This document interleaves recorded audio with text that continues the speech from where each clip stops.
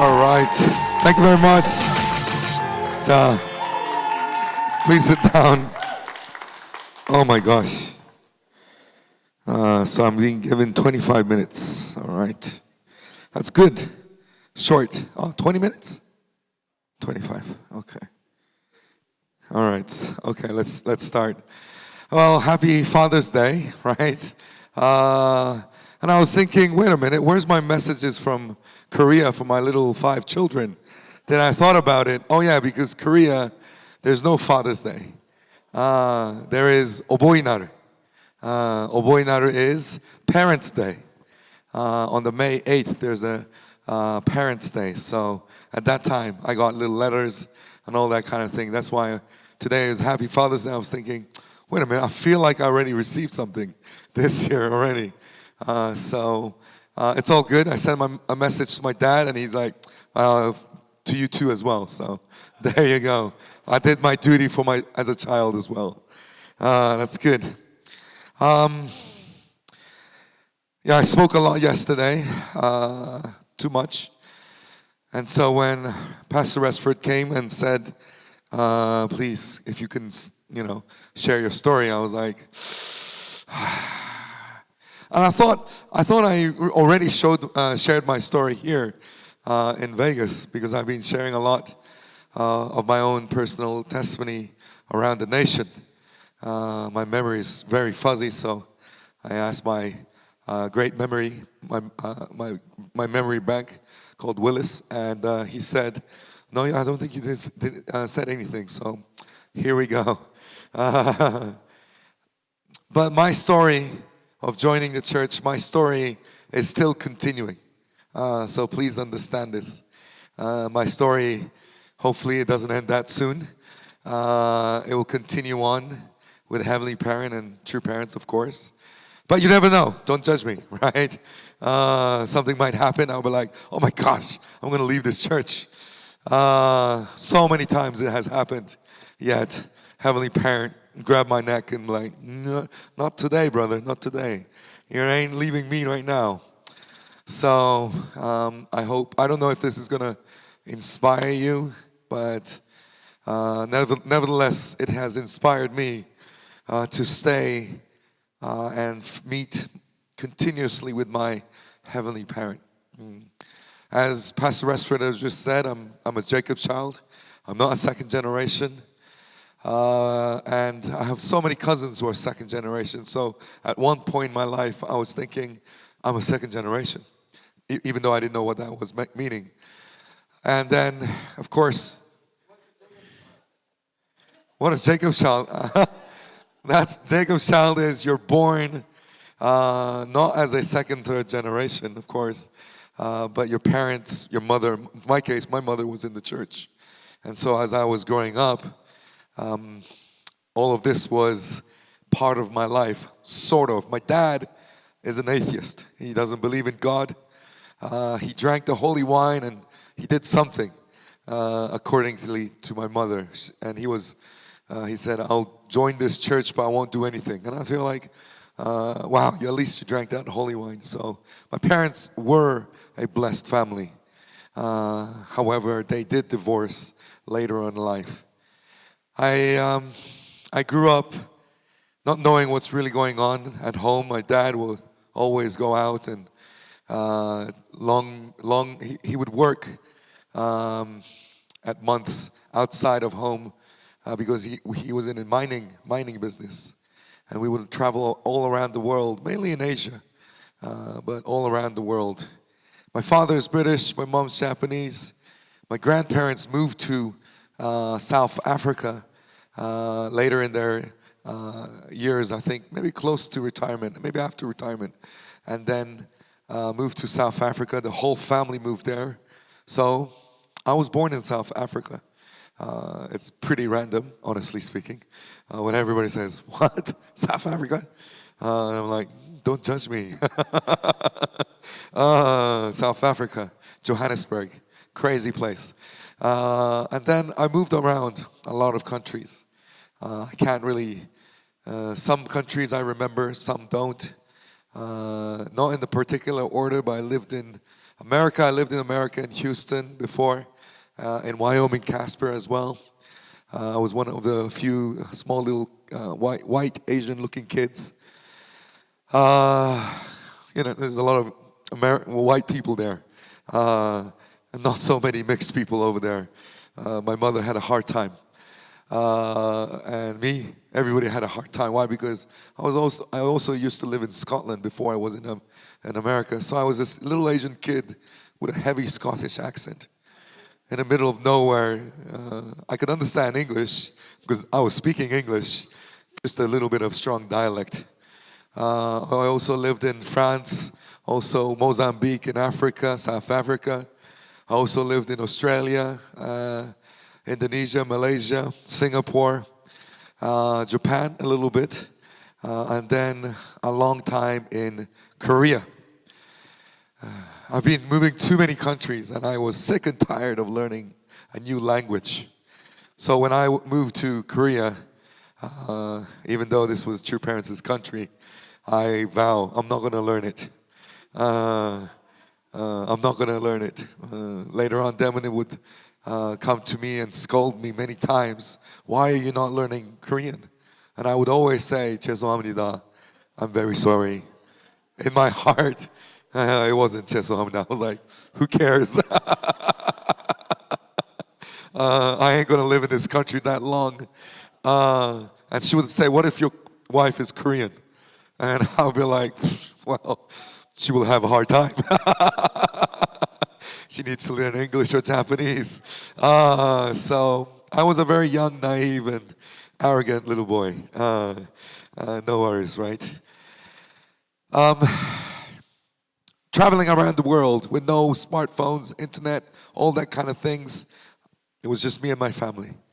My mom, my dad, and my little brother. We were good. It was a good family unit. We were strong. My mom was crazy for the church. Whenever my dad was there, we were like this normal, I don't know what a normal family is, but a normal family. My dad is out working in the mines. Then we become Unification Church. True Parents' photograph pop in every room. And then we're bowing and we're doing morning hundokes, and it was excruciating pain. I would beg my father, please don't leave. And my dad would be like, oh wow, you love me so much? I said, no, Dad. We start reading and bowing to these people. And my dad, then he goes, good luck, then leaves. Oh my gosh. So that was the kind of life that I lived. My mom would always send me whenever there was a chance to Japan and attend the Divine Principle workshops. But how can I understand when my Japanese is very poor? But I never complained because my cousins were always there. I would always raise my hand and say, I don't understand this kanji, this Chinese character. And my cousins will always say, slap me in the face. They were all older than me. Say, Richie, don't ask any questions in these Divine Principle workshops. Why? Because it becomes longer. If you are quiet, just pretend that you know everything, it's going to finish very quickly. And I always attend my older brothers, so therefore, when I followed, it was really quick. So yeah, I attended a few. Did I understand Divine Principle? 0, right? No worries. Everybody was happy. So it was really comfortable. My mother would always tell me, no girlfriends, no girlfriends, no girlfriends. And I said, that's pretty simple. And your marriage will be decided by my mom. I'm like, okay, whatever you say. Why? There was nothing to complain about. Life was tough, of course. Every 2 years, every year and a half, we'll move into a different country, different language, different school, and then making friends again. Another country, different school, different language, different people, different culture, and then making friends again. I got sick and tired of making friends, honestly. Why? What's the point? I'm going to say bye again in a year and a half. And I'm not going to call them. There's no internet. I'm at the time where you click that button and it goes, do you know what that is? It took about 5 minutes to connect to the internet. So yeah, 5 minutes. Phone number, I remember all my friends' phone number back then in the days. But anyways, different country, that's goodbye forever. So what's the point? As long as I have my little brother, who's sometimes my punching bag, and my mom and dad, especially my mom. Time changed. When I was in Australia after Japan, I was living in Japan for 4 years, and I thought, oh my gosh, is this the country that we're going to live in forever? And then we moved again, so I was like, oh, whatever. I remember begging my dad, just leave me. I don't want to move another country anymore. And he goes, the next country is the last.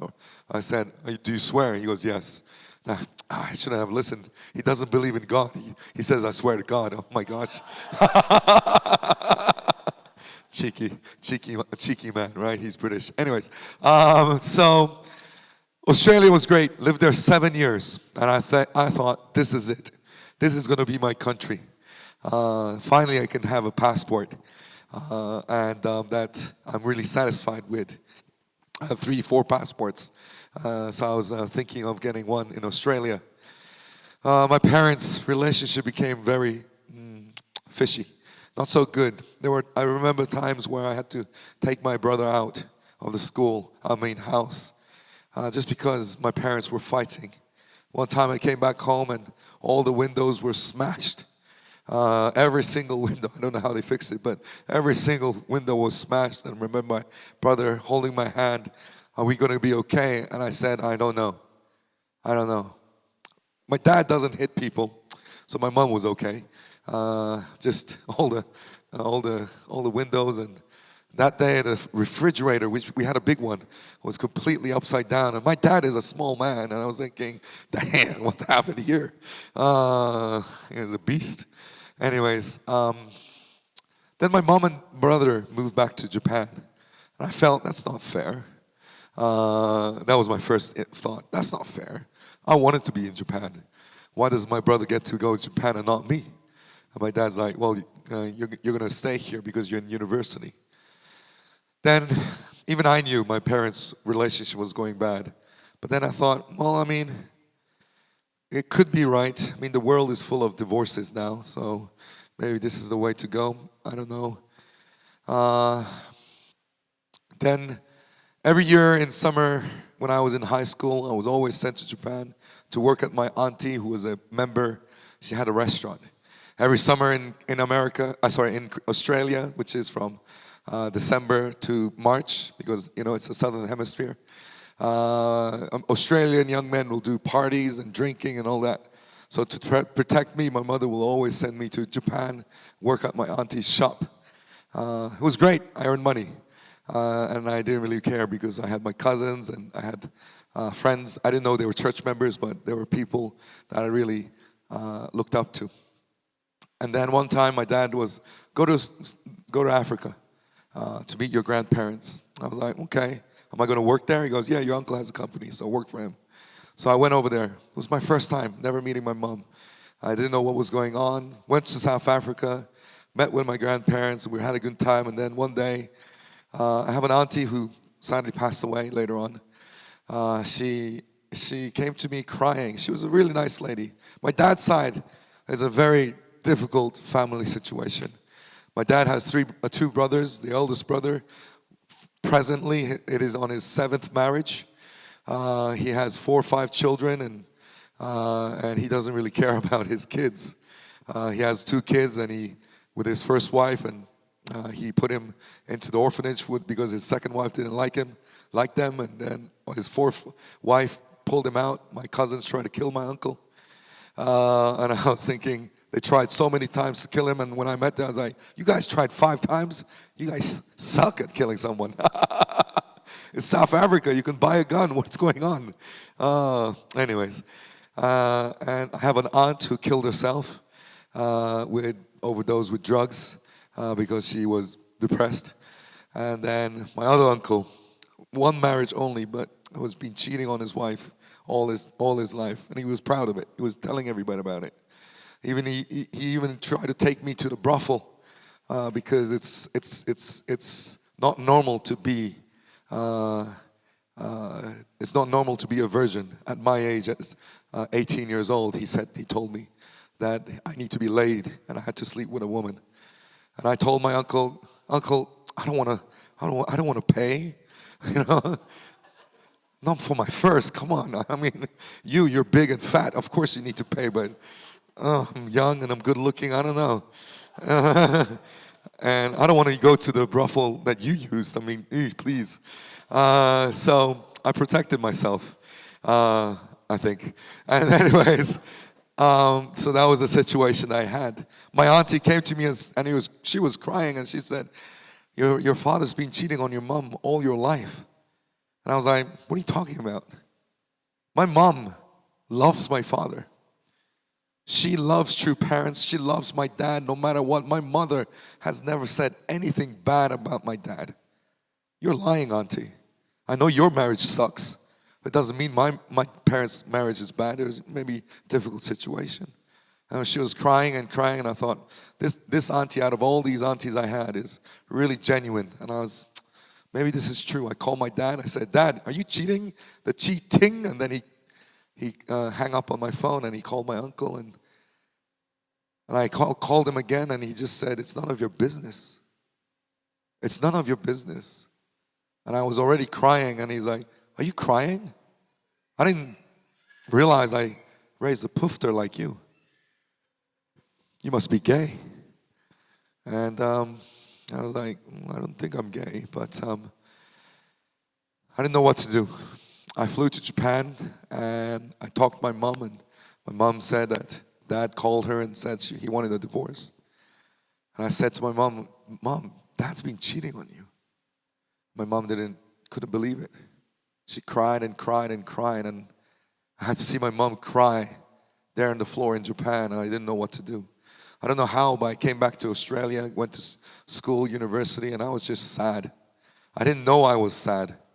I was living by myself. I never drank before then, but I started to drink. I started to do drugs. I started to hang out with people that I shouldn't be hanging out with. And that went for around a year. And I couldn't, I went to the hospital many times because I was literally just drinking alcohol instead of drinking water.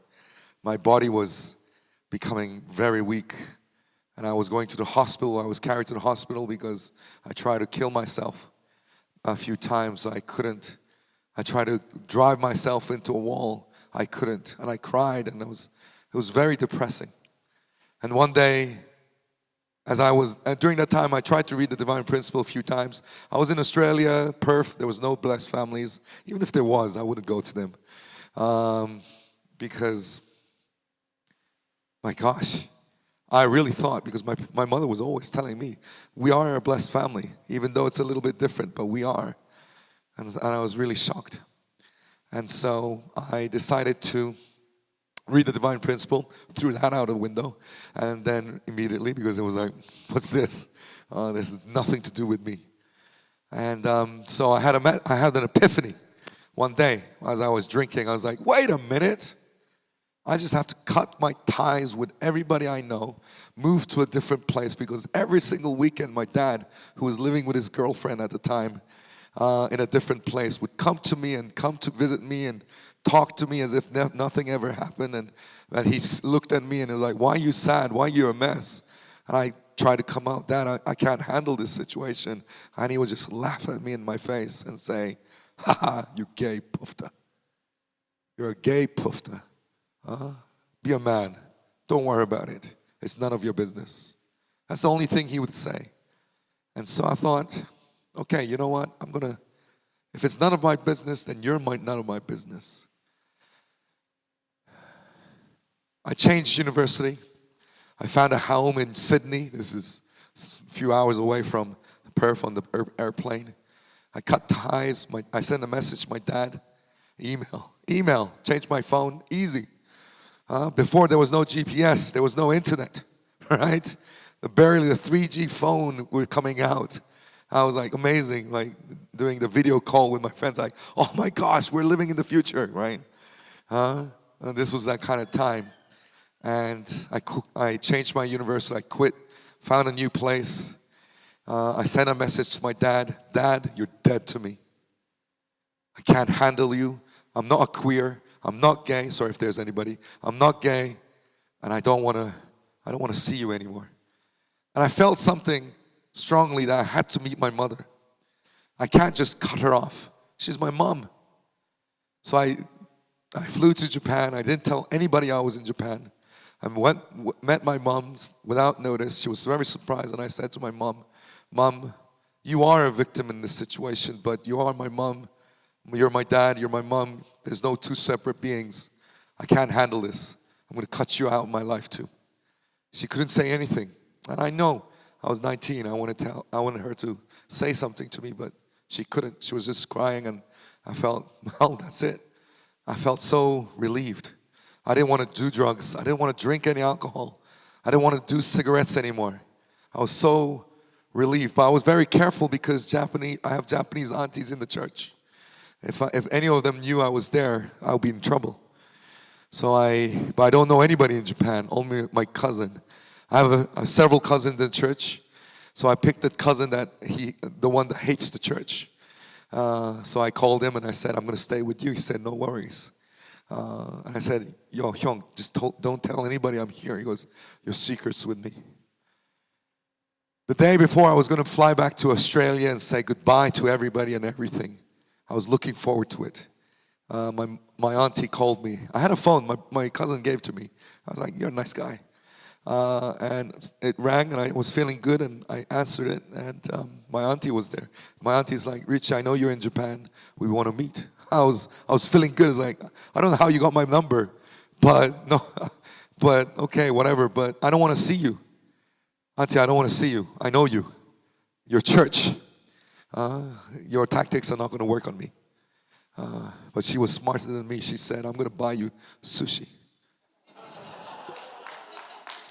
Now, I'm this 19-year-old. I'm working, but all my money is going to alcohol, drugs, and cigarettes. Very expensive. So I'm broke, and I love Japanese food. And when she said sushi, I said, don't take me to kaiten sushi. Kaiten sushi is the sushi that goes around, right? I'm not that cheap. She goes, no, it's sushi that orders in Ginza, Japan. Well, I'm like, ooh, Ginza.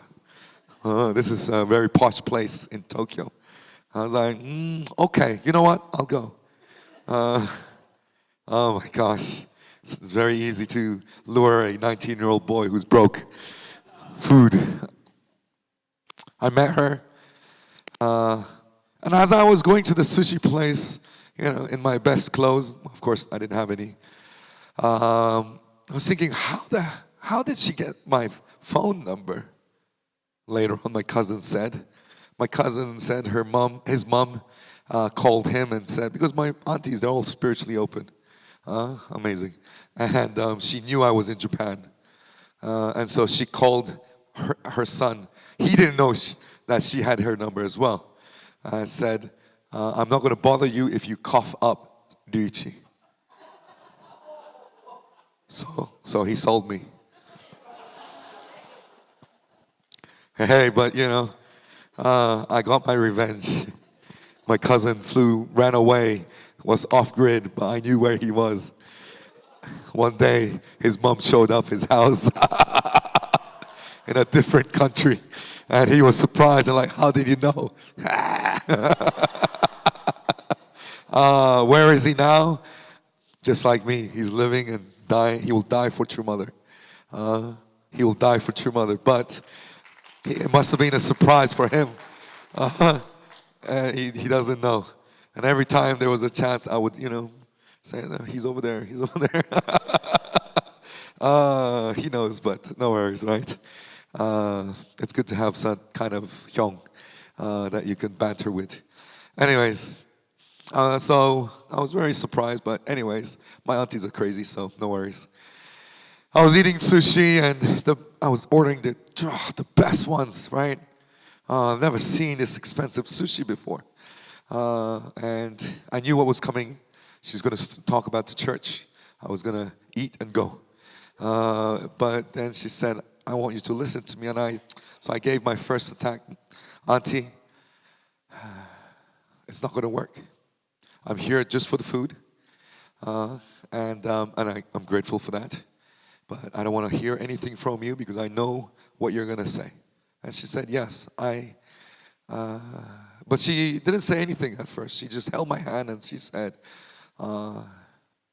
in Japanese, she said, Ryu-chan, 本当に愛してるよ. Ryu-chan is, my name is Ryuichi. Ryu-chan is, talking to a little boy, little child. And she said, my dear Ryuichi, I love you. And I was like, it's not really common from a Japanese woman to say I stereo. So it was a little awkward for me. It's like, oh, what the? Even my mom says I love you and not I stereo, right? And it's a little weird for me. I was like, I don't know what you're saying. An old lady holding my hand in a restaurant and saying, I stereo. Like, oh, aunties, be quiet. It's Japan, it could happen, but I got my revenge for that as well later on. One time, later on in life, we were having food and she left. She would stand up and I said, don't leave me, What's the problem? It's just the age difference, Oh, the face I got on her face. No worries. Anyways, that's a different story. Oh, that was great. That really felt good. Anyways, and then she said again, I love you, in Japanese again. And I was like, oh my God, what's going on? And then the third time she said, after a long time, paused and said, I love you. I couldn't stop my tears. I was just sobbing and I was thinking, oh my God, what's going on? I was sobbing and sobbing. I was 18, 19, 20. Very young. I'm 42 years old now. I'm looking back. I was just a little kid searching for love. My dad didn't give it to me. My mom couldn't give it to me. And my auntie was giving it to me and I just couldn't stop crying. And after a long sobbing, and she just held my hand and she was crying too. And I just ask you to do something for me, Ryuichi. I want you to go to attend this workshop. And I was like, God, this was a beautiful moment. But you ruined it with workshop. Why do you have to keep on bringing this church? And I told her, Auntie, this church that you believe in is not working. Your marriage sucks. Your husband is the most unique person I ever seen. Unique is, sorry to say if there's any unique brothers here. Our church has a lot of unique people. And I have 2 in my family. 2 uncles were very unique. Thank you for the 1,800 blessed couples. Your devotion and sacrifice is just extraordinary. Your marriage is just, what's going on?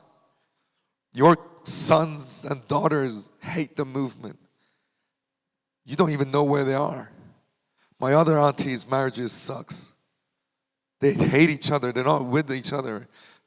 Your church doesn't work, auntie. Look at my parents. It doesn't work. I don't believe in this. I am grateful for the sushi and whatever you just said to me, but I don't want this. And she said, no, this workshop will work. And even if this doesn't work, if you attend this workshop, and if you don't like this, I will never, never accuse you. You will always be my son. I will always love you no matter what. And whatever happens, you're always going to be my son.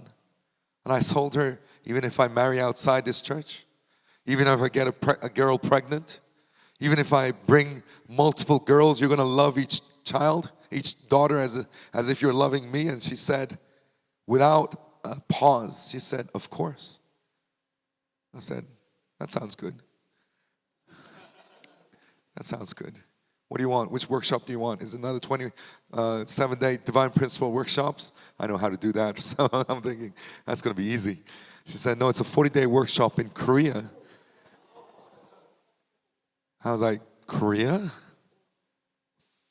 Is that like, oh, True Parents Nation, Korea, right? He goes, yes. All right, that's easy. How many days? 40 days. I don't know. That's pretty long. I said, but you're never going to say anything, but you always love me. You always love me. She says, yes, of course. Okay, I'll believe you if you sign this paper. I got a tissue. I wrote down whatever, I asked for a pen. I told her, sign it. And she was like, is this necessary? I'm from Australia. Yes, of course it's necessary. Sign it. She signed it. I was like, all right. That's a contract right there. All right. Where is it? I'll go. When do I go? And then she takes out my passport. I'm like, why do you have my passport? And there's a ticket. Tomorrow you're getting on the airplane. Oh, but I don't have my stuff. And then when I went to her house, my suitcase, everything was packed. And I told her, I think this is not right. And I said to her later on, what were you going to do if I said no? And she said, no, I knew you were going to say yes. Because God told me you were going to say yes. And so I went to Korea. And I arrived in the airport. It was the most kimchi-smelled airport I ever been to. Not Incheon, it was Gimpo Airport. When I arrived, I was like, what is that smell? Right? It's kimchi. Well, it's the garlic. Back then, there was a department store, and it was really, I was like, damn, Korea is pretty low. Anyways, my image of Korea was pretty bad at that time. But no worries, 40 days I'm out here, right? I get on the bus and there was so many Japanese women on it. I was thinking, wow, Japanese women like Korea. And there was a seat next to me, open. And a lady came later and sat in that chair, and it was my mom. I was like, Mom, what are you doing? Not Okasan, what are you doing? And she said, my sister, your aunt called me last night. She told me that if you want to save your son, you're going to quit your job. You're going to quit everything and get on that airplane tomorrow and attend that 40-day workshop. And my mom absolutely believed her older sister. And she got on. She didn't know. Well, she knew I was there. She was surprised I was there.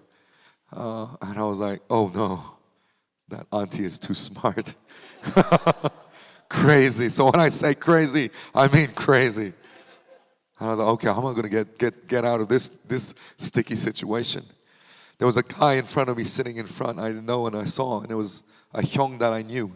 He is not my brother, but he was another Jacob's child that I respected a lot in this church. For many years, I went to Japan my mother protected my virginity to send me to Japan. And I would always work at my auntie's shop, I just told you. And they would always hook me up with some elder brothers. I hated all these elder brothers. They were too churchy. But there's one guy was just absolutely amazing. Absolutely amazing. He was just absolutely one with your parents. I would smoke in front of him, drink in front of him, and he would not say anything. I would even make fun of your parents in front of him. He wouldn't say anything, but he would always buy me dinner, lunch. We'd always watch Korean drama together, which I didn't understand, but he loved it. He would always listen to me, and I respected him. I was going to an old boys' school in Australia. I knew all kinds of men. Men love women. So whenever he left his home, I would go through all his stuff, thinking there would be one material, pornographic material. He had nothing. I thought he was gay. But he liked a woman, but there was nothing like that. I was like, dang, wow. In this world, there's such kind of person. Later on, he told me, whenever I came, he threw out all those magazines. And every time I talked trash about your parents, he wanted to kill me, but he knew. He knew something was that his mission was not to do it. He's a black belt in karate. So if he kicks, I fly. He was sitting in front of me. I was like, Hyung, what are you doing here? I was like, Ryuichi, it's been 3 years. How are you? I'm good, but why are you here? Oh, your auntie called me last night. That she will pay me the airplane and every single 40-day workshop fee if he got on the plane this weekend and took care of me. So the environment was set. Every time I would try to run away from Chanyang, my elder brother, my Hyung would come, grab me by my neck. He would kick me every time. I was so nicotine deprived. And there were so many Koreans who were smoking behind the Jeonsiwon, right? So I would go to these Korean elders and be like, oh, they're, oh, you. I'm like, ah. And then my Hyung would come and punch me in the face. And I would just fly. And I would say, Hyung, what did I do wrong? This is a holy ground. You don't do this. And every time I would talk to a girl, I'd be like, hey. He would come and kick me. I'll fly away and everybody run away. And I'd say, Hyung, what did I do wrong? This is a holy ground. You don't talk to girls. That was my first 40 days. And my second 40 days, I decided, I really like this. I'm not drinking. I'm not smoking. I'm not talking to girls. I'm praying. I don't know what prayer is, but it feels really good. And I felt something very different. So I did my second 40 days. I wanted to do this 40 days. I still don't know what's going on. Divine principle still doesn't make sense. All of this lifestyle, Chanyang, still doesn't make sense at all. But there's one thing. My life, I feel it's better. So I did another 40 days because my Hyung said, let's do another. I said, okay. So I did another 40 days. And after that 40 days, I realized that this was not enough. I knew if I went back to Australia today, it would take me 2 weeks and I'll be drinking again. That's how strong an environment is. And I asked my Hyung, what do I do? He goes, pray at Jeonsiwon. Well, that's easy. But then he put his hand on my shoulder. He said, but don't break that promise. If you break that promise, then it's be hard for God to grant you another one. I didn't think of it much. So I prayed. I gave a 2-minute prayer. That was the longest prayer I ever gave in that room, in the very back. And I said, God, I can't hear you. I can't see you. And even if you appear in front of me, I think I went crazy and I'll run away from this place. But my Hyung told me and asked you, and I want to change my life. Please help me. I felt good. The next day, a Okinawa Japanese brother, his name is Kawamitsu. He's a good older brother. He's still there. Kawamitsu Hyung came to me and said, would you like to work in Cheonpyeong for 1 year? And I was about to say no. I was like, that's really crazy. But then I had a flashback and I was thinking, God, is that you? Did you just answer me that quickly? I thought answers never came. And I said yes. And that is part one of my story. It's been 35 minutes. I'm overdue, so I'll finish here. But that is the first step of me joining. Well, practically I already joined there, but this was my part one of Heavenly Parents really bringing me back. My mom left after 140 days, and my Hyung left also. I was there for 3 years before I started to want to quit. But many things happened, and I started to really discover who Heavenly Parent was and who Heavenly Parent is. It was a very slow journey. And my conviction to true parents and Heavenly Parent is still developing to this day. So my story doesn't end. It continues on. So maybe in the next Chombo Las Vegas workshop, I'll continue with part 2. I can't share everything to you guys right now. Right? I still have to have some stuff to talk about. Anyways, I really hope that Um, Community is amazing. And those aunties are crazy. My aunties, they were doing 40 days, 80 days, all-night vigils when I was doing my 40 days. They were doing 7-day relay fasting when I was doing my 40 days. Jongsung changed my life. I didn't do anything. I just showed up in Cheongpyeong. I was punched and kicked. But my aunties and my mother, they offered so much devotion and changed my life. So I really hope, and I know our movement is in a really tricky situation right now. But that's one of the reasons why I'm still in Cheonsiwan. It's devotions. Devotion can change people's lives. So maybe that was what Restford was planning to say. Men, they say don't change. Well, they do change. They just don't know they're changing, right? Anyways, that's what I would like to finish here. 감사합니다. Thank you very much.